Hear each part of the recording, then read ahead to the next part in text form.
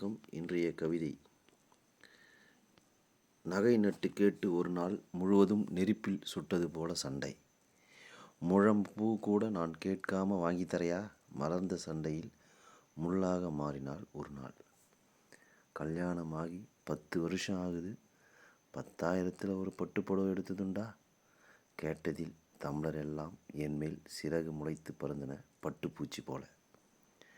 உங்கள் அம்மா இப்படி, உங்கள் அப்பா அப்படி என்று அவள் கேட்கும் கேள்விகளுக்கு நானும் இரவும் மௌனமாய் சாதிப்போம். கல்லூரியில் பட்டம் பெற்றதெல்லாம் ஒரு புறம் இருக்க, எனக்கு கல்லூரி மங்கன் என்ற பட்டம் வேறு.